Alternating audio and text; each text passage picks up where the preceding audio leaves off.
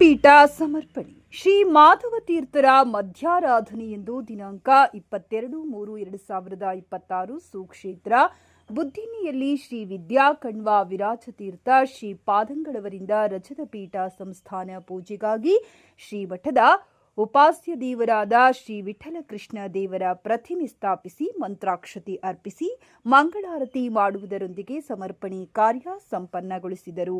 ಈ ಸಂದರ್ಭದಲ್ಲಿ ಗಂಗಾವತಿ, ಕಾಮ್ಲಾಪೂರು, ಹೊಸಪೇಟೆ, ಕೊಪ್ಪಳ, ಸಿಂಧನೂರು, ಮಾನ್ವಿ ಸೇರಿದಂತೆ ರಾಜ್ಯದ ನಾನಾ ಭಾಗಗಳಿಂದ ಶುಕ್ಲ ಯಜುರ್ವೇದಿ ಕಣ್ವ ಮಠದ ಸಮಾಜ ಬಾಂಧವರು, ತ್ರಿಮತಸ್ಥ್ಯ ಬ್ರಾಹ್ಮಣ ಸಮಾಜ ಬಾಂಧವರು ಅಪಾರ ಸಂಖ್ಯೆಯಲ್ಲಿ ಪಾಲ್ಗೊಂಡು ಮಾಧವ ತೀರ್ಥ ಗುರುಗಳ ಹಾಗೂ ಕಣ್ಣು ಮಠದ ಪೀಠಾಧಿಕಾರಿಗಳ ಅನುಗ್ರಹಕ್ಕೆ ಪಾತ್ರರಾದರೆಂದು ಶ್ರೀಮದ್ ಕಣ್ವ ಮಠ ಆಡಳಿತಾಭಿವೃದ್ಧಿ ಟ್ರಸ್ಟ್ ಹುಣಸಿಹೊಳೆ ಪ್ರಕಟಣೆಯಲ್ಲಿ ತಿಳಿಸಿದ್ದಾರೆ.